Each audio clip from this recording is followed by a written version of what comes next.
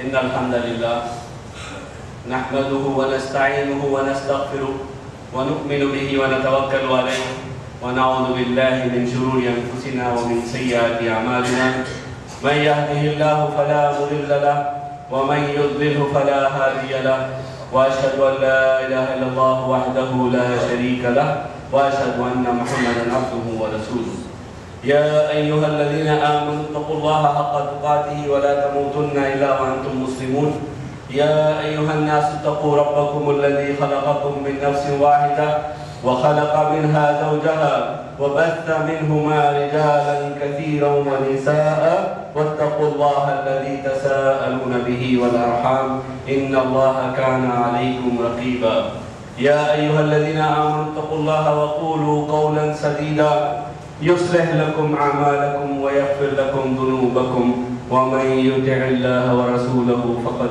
فاز فوزا عظيما أما بعد فإن أصدق الحديث كتاب الله وأحسن الهدي هدي محمد صلى الله عليه وسلم وشر الأمور محدثاتها وكل محدثة بدعة وكل بدعة ضلالة وكل ضلالة في النار فأعوذ بالله السميع العليم من الشيطان الرجيم ومن آياته أن خلق لكم من أنفسكم أزواجا لتسكنوا إليها وجعل بينكم مودة ورحمة إن في ذلك لآيات لقوم يتفكرون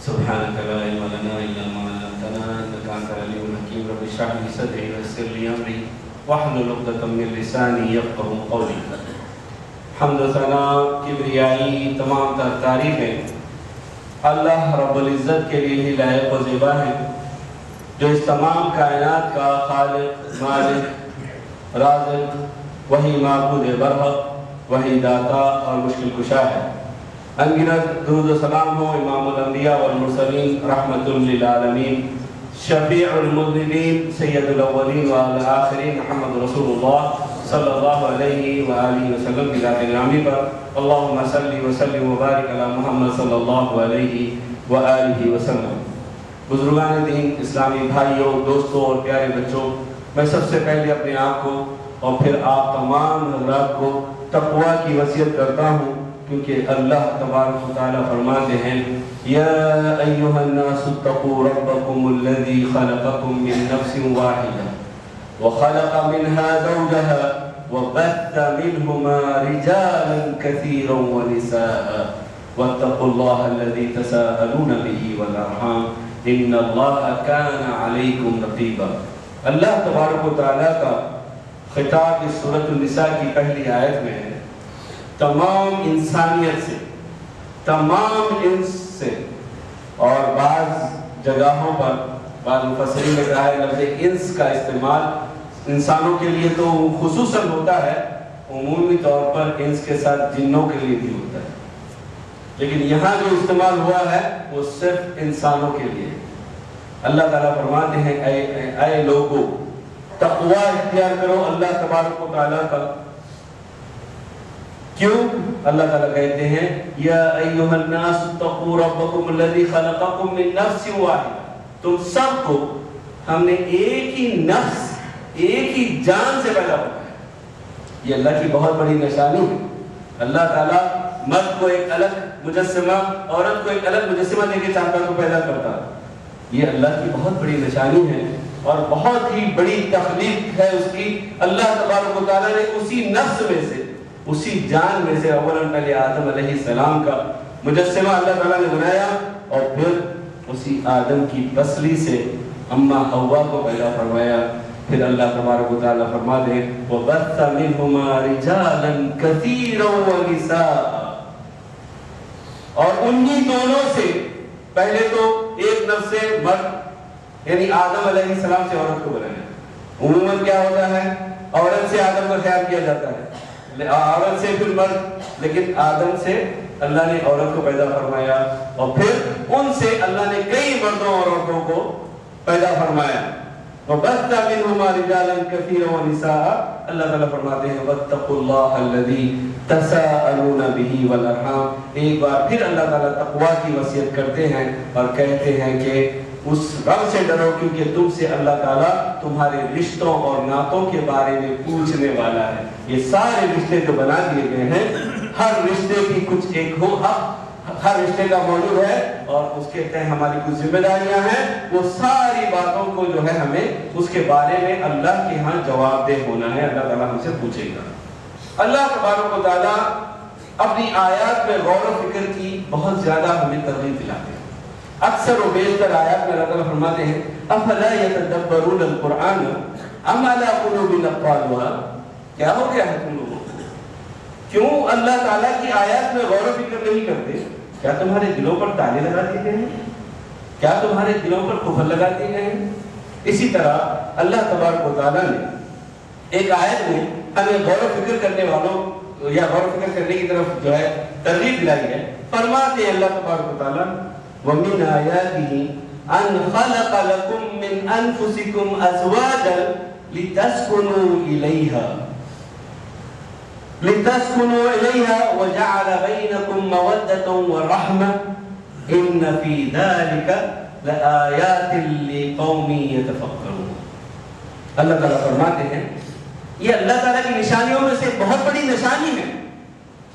أَنْ جَعَلَ لَكُم مِّنْ أَنفُسِكُمْ أَزْوَاجًا کہ تمہارے میں سے ہی تمہارے لیے اللہ تعالیٰ نے تمہارے جوڑے بنائے. یہ بہت بڑی نشانی ہے. ایک تو آدم کے لیے آدم ہی، انسان کے لیے انسان ہی، انسان کے لیے انس کی جنس میں سے ہی یعنی وہی آدم کی بیٹی ہے.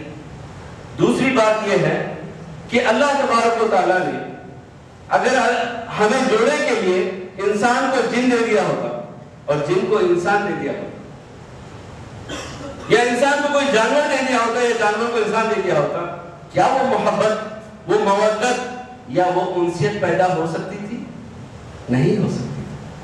اللہ تعالیٰ کہتے ہیں یہ بہت بڑی نشانی ہے، چھوٹی موٹی نہیں، غور کرو. کہتے ہیں اللہ تبارک و تعالیٰ وَمِنْ آيَاتِهِ أَنْ خَلَقَ لَكُم مِّنْ أَنفُسِكُم تمہاری ہی جانوں میں سے ازواج تمہارے جوڑے بنائے لِتَسْكُنُوا إِلَيْهَا وجہ بتائی اس کی تاکہ تم ان کی طرف سکون حاصل کرو، تم ان کی طرف آرام اور چین حاصل کرو. إِنَّ فِي ذَلِكَ لَآيَاتٍ پہلے بھی آیت کا ذکر کیا نشانی کا، آگے بھی آیت کا ذکر کیا. اللہ تعالیٰ نے فرمایا بے شک اس کے اندر اللہ کی بہت بڑی نشانیاں ہیں لِقَوْمٍ يَتَفَكَّرُونَ جو غور و فکر کرتے ہیں. یہ جو جوڑے بنائے ہیں میرے بھائی، اللہ تبارک و تعالیٰ نے اس میں بہت ہی زیادہ اللہ کی بہت بڑی نشانی اور بڑی قدرت اور بڑی کمال کا جو ہے یہاں پر مظہر ہے. ہم سب کو یہ جو جوڑے ہیں ہمارے، ہمیں ان جوڑوں کا ایک دوسرے کے ساتھ خیال کرنا چاہیے. اور کیا ہوتا ہے دو اجنبی خاندان، یہ دو اجنبیوں کو جب ملاتے ہیں، ایک لڑکا اور ایک لڑکی جو بہت اجنبی رہے ہوں گے، ایک دوسرے کو کبھی جانتے نہیں رہے ہوں گے، لیکن الحمدللہ نکاح کے کلمات کے پڑھنے کے ساتھ ہی ان دونوں کے دلوں میں اللہ تعالیٰ محبت ڈال دیتا ہے، ان کے دلوں میں محبت ڈال دیتا ہے. اور اب جب اور پھر ان سے کیا ہوتا ہے، دو الگ الگ اجنبی خاندان مل جاتے ہیں. اور بسا اوقات تو یہ ہوتا ہے ایک ملک کے مشہور و معروف شخصیت کسی دوسرے ملک کی مشہور و معروف لڑکی سے یا خاتون سے جب نکاح کرتا ہے تو دو ملکوں میں محبت کا ذریعہ بھی یہی دو جوڑے بنتے، یہی جوڑا بنتا ہے. تو یہ جو ہے بہت بڑی نشانی ہے. اب اس کو محبت کے ساتھ ہی رہنا چاہیے، اس محبت کو قائم کرتے رہنا چاہیے اور اس محبت سے ہم اپنی اولاد کی بھی پرورش کرتے رہیں تاکہ ہمارے آنے والے جو ہیں، آنے والی نسلیں محبت اور پیار اور الفت سے رہیں. محبت ہے ہی الفت کا معنی، ایک دوسرے سے ہمدردی اور غمگساری کا معنی. جب تک کہ ہم ہمدردی اور غمگساری نہیں کریں گے، ہمارے گھروں میں اور ہمارے دلوں میں اور ہماری زندگیوں میں بے چینیاں رہیں گی. اسی لیے اللہ تبارک و تعالیٰ نے فرمایا، اپنی بیویوں کے ساتھ رہنے کا سلوک ہمیں بتایا. اللہ نے فرمایا وَعَاشِرُوهُنَّ بِالْمَعْرُوفِ ان کے ساتھ تم کیا کرو، معروف طریقے سے، بہترین طریقے سے زندگی گزارو۔ اور اللہ کے نبی صلی اللہ علیہ وسلم نے فرمایا خیرکم خیرکم لأہلہ وأنا خیرکم لأہلی، تم میں بہترین شخص وہ ہے جو اپنے گھر والوں کے ساتھ رہتا ہے، بہترین ہے، اپنی بیوی کے ساتھ اچھا ہے، اپنے بچوں کے ساتھ اچھا ہے، اور میں اپنے گھر والوں میں اپنے بیوی بچوں کے لیے تم سب سے زیادہ بہتر ہوں۔ تو نبی کے امتی ہونے کے لیے لقد کان لکم فی رسول اللہ اسوۃ حسنہ، اللہ کے نبی صلی اللہ علیہ وسلم ہر لمحہ ہمارے لیے ایک بہترین ماڈل اور بہترین نمونہ بنا کے بھیجے گئے ہیں۔ ہر چیز میں ہمیں نبی کی اتباع کرنی ہے، خواہ گھر والی بات ہو، نماز والی بات ہو، حکومت والی بات ہو، عبادات والی بات ہو، یا معاملات والی بات ہو، تجارت کی بات ہو، یا جو کچھ بھی ہو، نبی کے اسوہ کو جب تک کہ اپنائیں گے نہیں ہماری کامیابی نہیں ہو سکتی ہے۔ وَمَن يُطِعِ اللَّهَ وَمَن يُطِعِ الرَّسُولَ فَقَدْ أَطَاعَ اللَّهَ، جس نے رسول کی اطاعت فرما لی اس نے بس اللہ کی اطاعت فرما لی، اللہ تبارک و تعالیٰ کی جنات اس کے لیے ہیں۔ اس لیے اللہ کے نبی صلی اللہ علیہ وسلم نے ایک اور حدیث میں فرمایا استوصوا بالنساء خیرا، میں تم سب کو اپنی عورتوں کے معاملے میں وصیت کرتا ہوں خیر کی وصیت، تم میری وصیت قبول کرو اور اپنی عورتوں کے ساتھ اچھے رہو، جھگڑا نہ پیدا ہو، محبت اور الفت قائم رہے، اور عموماً کبھی کوئی بات ہو بھی جائے تو معاملے داری کے ساتھ اور معزت اور حکمت کے ساتھ آپس میں صلح و مشورے کے ساتھ اس معاملے کو وہیں دبا دیا جائے، اور خاص طور سے بچوں کے سامنے ماں باپ کی ناراضگیاں سامنے نہ آئیں۔ بچے جو ہے سیکھتے ہیں ماں باپ سے، ماں باپ تو آپس میں ایک دوسرے کی کو کچھ کہتے رہے تو کیا ہوگا، بچے وہی سن کے وہ الفاظ باہر بھی استعمال کریں گے اور کل کو ماں باپ پر بھی لوٹائیں گے۔ کیوں؟ کیونکہ انہوں نے سیکھا اسی گھر سے۔ اس لیے ماں باپ کی جو ناراضگیاں اگر کبھی ہو اولاً تو محبت سے آپسی صلاح مشورے سے اسے ختم کر دینا چاہیے، اور جو ہے اگر کبھی ایسا نہیں تو جو ہے بچوں کے سامنے کوئی ناراضگی محسوس بھی نہ ہو، بچوں کو پتہ بھی نہ چلے، بچوں کو لگے کہ ہمارے ماں باپ بہت محبت سے۔ اور اس عورت جو عورت 4 کام کر لیتی ہے، اللہ کے نبی صلی اللہ علیہ وسلم فرماتے ہیں وہ عورت جنتی ہے۔ فرمایا اللہ کے نبی صلی اللہ علیہ وسلم نے اذا صلت المرأة خمسها وصامت شهرها وحفظت فرجها وأطاعت زوجها قيل لها ادخل الجنة من أي باب من أبواب الجنة ما شئت، او كما قال علیہ الصلوۃ والسلام۔ اللہ کے نبی کہتے ہیں جو عورت 4 کام کر لے گی اب اسے کوئی فکر کرنے کی ضرورت نہیں ہے، وہ جنتی ہے، اور ایسی جنتی عورتوں کی حفاظت کرنا ہماری بھی ذمہ داری ہے۔ ہم اس کو گالی بکیں، اسے تنگ کریں، نماز کے لیے موقع نہ دیں، اس کو ستائیں، اس کی عبادات میں ہم ہی جو ہے حائل ہو جائیں، یہ ہماری بہت بڑی بدبختی ہے۔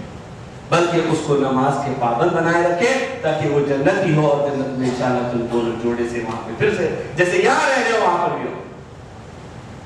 جو عورت 5 وقتہ نماز کی پابندی کر لے گی، رمضان کے روزے رکھ لے گی، رمضان کے روزے رکھ لے گی، اور اپنی عزت اور آبرو کی حفاظت کر لے گی، اپنی عزت اور آبرو کی حفاظت کر لے گی، اور اپنے شوہر کی اطاعت کر لے گی، کہتے ہیں اللہ کے نبی صلی اللہ علیہ وسلم فرشتے ان سے کہیں گے کہ تم کو جنت کے جو باب ہیں، جتنے دروازے ہیں، ان میں سے جس دروازے میں سے تم جانا چاہتی ہو تم جا سکتی ہو۔ تم ایسی اتنی ہی پاک دامنہ اور اتنی ہی اللہ کے پاس ایسی مومنہ خاتون ہو کہ تمہارا درجہ اتنا بڑا ہے کہ اب تمہیں جو ہے شہیدوں وغیرہ کی طرح اور نیک و صالحین اور انبیاء کی طرح تم سے بھی کہا جائے گا کہ جاؤ، جس دروازے سے داخل ہونا چاہتی ہو تم داخل ہو جاؤ۔ کتنا بڑا جو ہے اللہ کا کرم ہے۔ غلطیاں انسان ہے تو غلطیاں ہوتی، الانسان من النسیان، بھول چوک انسان کے اندر ہے۔ آدم و حوا علیہ السلام کو اللہ نے حکم دیا تھا کہ اس درخت سے کچھ نہیں کھانا، لیکن کسی طرح بھول گئے یا بھلا دیا شیطان نے، اور وہ جتنا بھی جو ہے جو ہو سکتا تھا بڑے بڑے یقین دلا کے اور یہ کر کے کہ میں تمہارا خیر خواہ ہوں، یہ ہوں، کسی طرح سے کھلا دیا. کچھ بھی ہو، بھول تو ہوئی نا. یہ بھول وہیں سے لے کے آدم کے آخری انسانیت تک اور آخری آدم کے بیٹے تک یہ بھول چکے اس انسان کے اندر موجود ہے. لیکن اس کا مطلب یہ نہیں ہے کہ غلطی پر پوری طرح سے اسے جو ہے اس کی سرزنش کی جائے اور اس کو جو چاہے سزا دی جائے. خاص طور سے عورتوں میں بھول و نسیان زیادہ ہو تو اس کی غلطیوں کی طرف تم توجہ نہ دو بلکہ اس کی خوبیوں کی طرف توجہ دو. حضرت عمر رضی اللہ تعالیٰ عنہ جو ہے اپنے گھر میں ہیں اور ان کی اہلیہ ان کے ساتھ کچھ تھوڑا سا تیز کلامی سے بات کر رہی ہے. ایک صاحب اپنی بیوی کی شکایت لے کر پہنچے کہ میں اپنی بیوی کی شکایت کروں. پہنچے دروازے پہ تو پہلے سے ہی آوازیں آ رہی ہیں اندر سے. جب آواز سنی، عمر کا دبدبہ تو پتا ہے کہ عمر کیسے خلیفہ تھے اور کیسا دبدبہ تھا. روم اور فارس کے بھی جو ہے بادشاہ گھبراتے رہتے تھے وہاں رہ کر، روم میں فارس میں رہ کے، یہاں نہیں، اپنے یعنی عرب میں رہ کر نہیں بلکہ وہاں رہ کر. اور یہاں پر ان کی بیوی ان کو جو ہے ڈانٹ رہی ہے. اور وہ بیچارے آئے بولنے کے لیے، شکایت کرنے کے لیے، دیکھا کہ میں خلیفۃ المسلمین کا یہ حال ہے تو میرا تو وہ واپس چلے گئے. جب واپس چلے گئے بعد میں جب ذکر کیا کہ بھائی میں آیا تھا، ایسا ایسا مسئلہ تھا، میں کہنے کے لیے آیا تھا، کہا کہ دیکھو تم اس کے اندر بعض چیزیں ہو سکتی ہیں، کوئی بات غلط ہو، کوئی بات تم کو ناپسند، اس کی زبان تھوڑی بہت تیز ہونے کی وجہ کیا ہے؟ وہ دن بھر تمہارے لیے محنت کرتی ہے، تمہارے لیے پکاتی ہے، تمہارے بچوں کو پکاتی کھلاتی ہے، ان کے لیے ان کا کپڑا دھوتی ہے، ان کو تیار کرتی ہے، ان کی ضرورتوں کا خیال کرتی ہے، تمہارے آرام کا خیال کرتی ہے. تم جب سو رہے ہو تو بچوں کو کہتی ہے شور مت کرو. ہاں، یہ سب کرنے کے بعد میں اب اس کا تھوڑا بہت تو اس کی جو ہے زبان اگر کبھی کچھ ایسی ہو جائے پھر اس کی اس ایک خرابی کو چھوڑ دو، باقی خوبیوں کو دیکھو، تمہاری زندگی زبردست چلے گی. اب ہمیں شکایت ہی ہوتی رہتی ہے بیوی سے. اسی لیے اللہ تبارک و تعالیٰ نے فرمایا فَإِن كَرِهْتُمُوهُنَّ فَعَسَىٰ أَن تَكْرَهُوا شَيْئًا وَيَجْعَلَ اللَّهُ فِيهِ خَيْرًا كَثِيرًا. ہو سکتا ہے کہ اپنی بیوی کی کوئی بات میں تم جو ہے تم کو بری لگے کوئی بات ان کی تو تم جو ہے اس بات کو بھول جاؤ. ہو سکتا ہے کہ اللہ تبارک و تعالیٰ اسی کے اندر تمہارے لیے کوئی خیر پیدا کر دے. اب اس بارے میں مفسرین اکرام کہتے ہیں ایک تو خیر یہ ہو سکتا ہے کہ اللہ تبارک و تعالیٰ کل کو کوئی ایسی بات پیدا کر دے کہ اس کی پوری اصلاح ہو جائے، وہ اپنی غلطیوں سے نادم ہو جائے اور پوری محبت کے ساتھ تمہارے ساتھ زندگی گزارے. دوسری بات یہ ہو سکتی ہے کہ اس کی اولاد، اس سے جو آگے اولاد ہوگی وہ ہو سکتا ہے تمہارے اور اس کے لیے صدقہ جاریہ بن جائے، نیک اور صالح بنے اور تمہارے لیے جنت کا ذریعہ بن جائے. اسی لیے اس کی چھوٹی موٹی غلطیوں کو بھلا دو. اسی طرح سے عورت ہو یا مرد آپس میں ایک دوسرے کے ساتھ ہمدردی اور بھلائی کرنا مت بھولنا. اللہ تعالیٰ فرماتے ہیں وَلَا تَنْسَوْا الْفَضْلَ بَيْنَكُمْ إِنَّ اللَّهَ بِمَا تَعْمَلُونَ بَصِيرٌ. آپس میں ایک دوسرے سے ہمدردی اور ایک دوسرے سے بھلائی کرنا مت بھولو، کبھی مت بھولو. کیوں؟ کیونکہ اللہ تعالیٰ تمہارے سارے اعمال دیکھ رہا ہے. تم بھول گئے ہو لیکن اللہ نہیں بھولتا. تم جو کر رہے ہو اللہ تبارک و تعالیٰ تمہیں دیکھ رہا ہے. اس لیے اپنے آپ کو سنوار کے رکھو، سجا کے رکھو اور بچائے رکھو. اور مرد ہو یا عورت کبھی اگر آپس میں جھگڑا ہو جائے تو طلاق کے معاملے میں جلد بازی نہ کرے. نہ مرد طلاق دینے کے لیے اتاولا ہو اور نہ ہی عورت طلاق مانگے. مرد کو بھی اس بات کی پابندی کرنی چاہیے اور عورت کو بھی. اللہ کے نبی صلی اللہ علیہ وسلم نے فرمایا ايما امرأة سألت زوجها طلاقا في غير ما بأس فحرام عليها رائحة الجنة او كما قال علیہ الصلوۃ والسلام. کہتے ہیں اللہ کے نبی صلی اللہ علیہ وسلم کسی عورت نے اگر اپنے شوہر سے طلاق طلب کیا، طلاق مانگا اور کوئی شرعی عذر کے بنا پر یا وہ اپنی شرعی عذر کو بتا نہیں سکی اور ثابت نہیں کر سکی، ایسی عورت کو جنت کی خوشبو بھی نہیں مل پائے گی.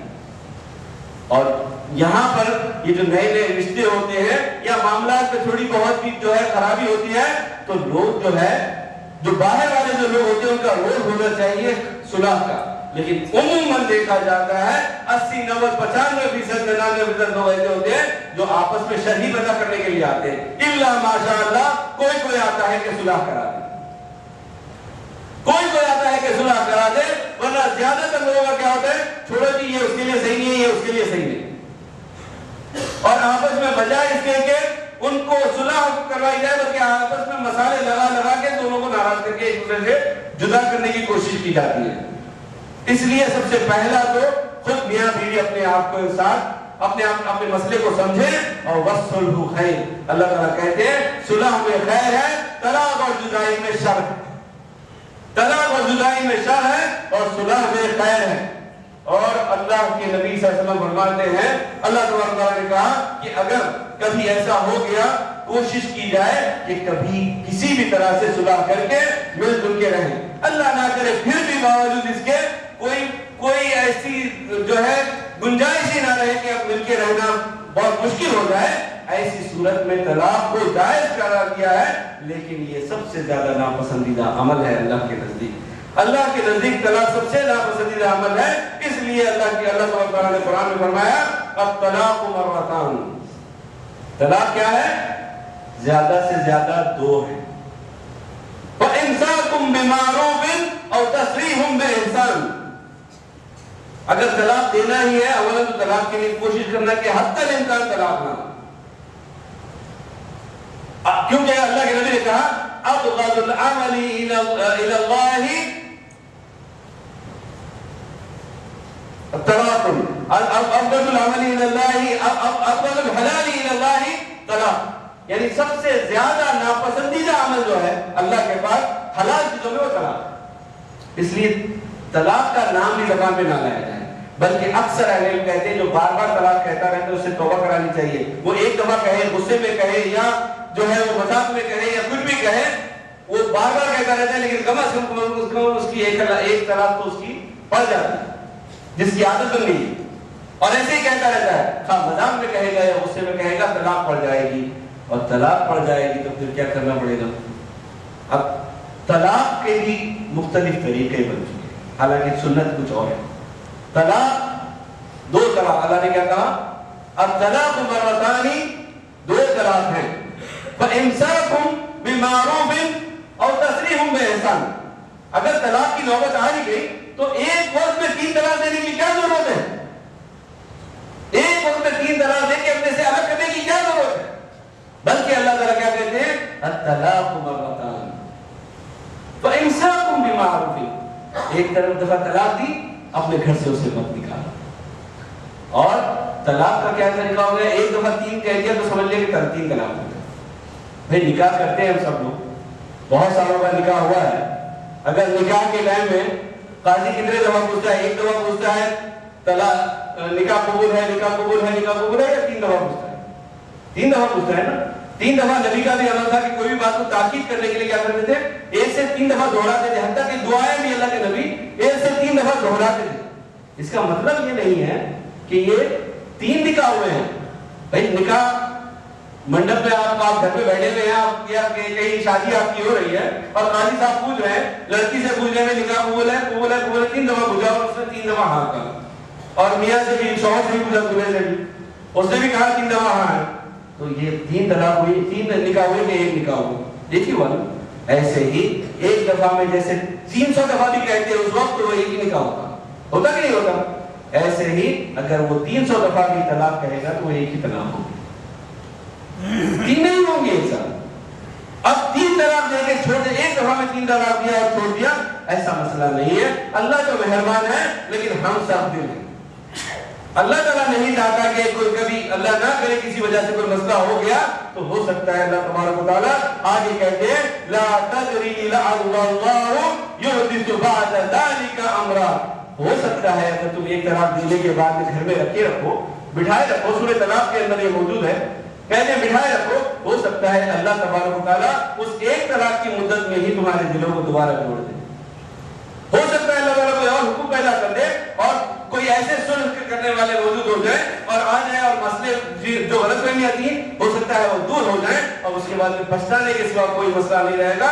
اس لیے تم الگ کر دینے کی ضرورت نہیں ہے, بلکہ کیا کرو, تم جو ہے اپنے گھر میں ہی رکھو, انہیں مت نکالو, اور ایک نکاح کا حق کو جو ہے تم نے خرچ کر لیا ہے, دوسرے نکاح ایک طلاق کے حق کو تم نے جو ہے ضائع کر لیا ہے, دوسری طلاق کے حق کو باقی رکھو. اب اس کے بعد میں اللہ نہ کرے دوبارہ الحمدللہ صلح ہو گئی اور مل گئے, رہ گئے, پھر 2-4 سال بعد, 10 سال بعد کبھی اگر اللہ نہ کرے کوئی ایسا معاملہ ہو جائے تو دوسری طلاق کا حق باقی رہتا ہے. کتنا اللہ کا کرم ہے. اور پھر اگر اس کے بعد میں طلاق دے دی اور پھر رجوع کرنے کا حق تھا, اب اگر تیسری دفعہ طلاق دی, اب زندگی بھر رجوع نہیں کر سکتے. تیسری دفعہ اگر طلاق دے دی تو اب ہمیشہ کے لیے حرام ہو گئی, ہمیشہ کے لیے حرام ہو گئی. وہ ایک دن کے لیے حرام نہیں ہو سکتی. اب جو ہمارے پاس حلالہ کا جو سسٹم چلا ہوا ہے وہ حلالہ کا سسٹم بالکل غلط ہے. اب وہ ہمیشہ کے لیے حرام ہو گئی ہے.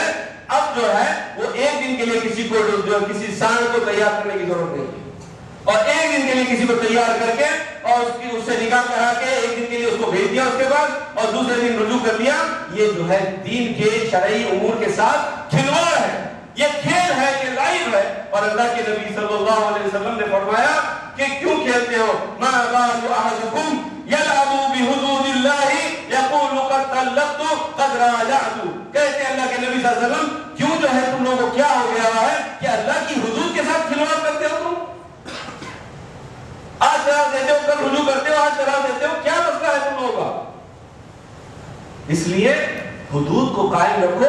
اور یہ طلاق رجعی ہوتی ہے. طلاق رجعی یعنی کہ اب ایک طلاق ہو گئی, اللہ نہ کرے کسی وجہ سے اگر 3 مہینے تک اگر آپ نے اس کو رکھا گھر میں, اس کے باوجود اگر صلح نہیں ہوئی, وہ چلی گئی, 7 سال اس نے بھی نکاح نہیں کیا, تم نے بھی نکاح نہیں کیا, یا تم نے کر بھی لیا, اس نے نہیں کیا, اب 10 سال بعد وہ کہتی ہے کہ مجھے رجوع کرنا ہے, تو تم کو تو حق باقی رہا. اور وہ حق کیوں تم سے چھینتے ہو؟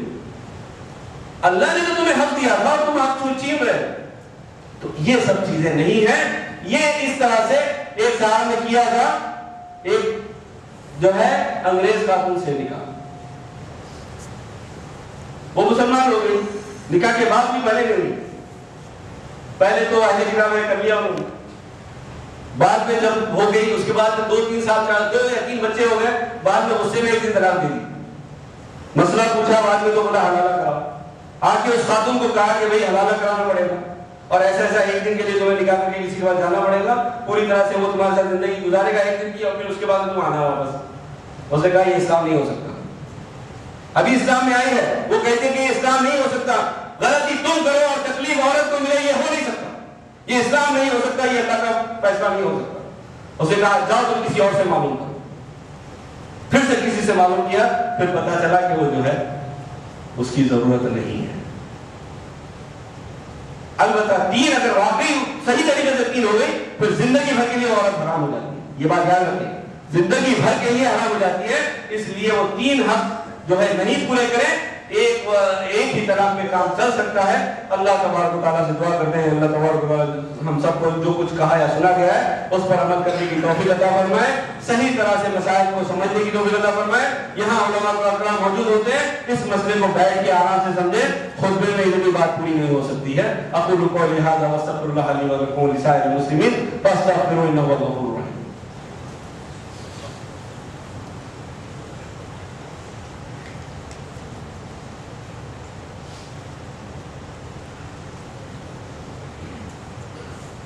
الحمد لله وكفى وسلام على الذين اصطفى. اما بعد ان الله وملائكته يصلون على النبي يا ايها الذين امنوا صلوا عليه وسلموا تسليما. اللهم صل على محمد وعلى ال محمد كما صليت على ابراهيم وعلى ال ابراهيم انك حميد مجيد. اللهم بارك على محمد وعلى ال محمد كما باركت على ابراهيم وعلى ال ابراهيم انك حميد مجيد. وارض اللهم عن الخلفاء الراشدين ابي بكر وعمر وعثمان وعلي. اللهم اغفر للمؤمنين والمؤمنات والمسلمين والمسلمات الاحياء منهم والاموات. ربنا لا تؤاخذنا إن نسينا واخطأنا. ربنا لا تؤاخذنا إن نسينا واخطأنا. ربنا ولا تحمل علينا إصرا كما حملته على الذين من قبلنا. ربنا ولا تحملنا ما لا طاقة لنا به واعف عنا واغفر لنا وارحمنا أنت مولانا فانصرنا على القوم الكافرين. عباد الله رحمكم الله, إن الله يأمركم بالعدل والإحسان وإيتاء ذي القربى وينهى عن الفحشاء والمنكر والبغي يعظكم لعلكم تذكرون. اذکروا اللہ یذکرکم وقیموا الصلاۃ.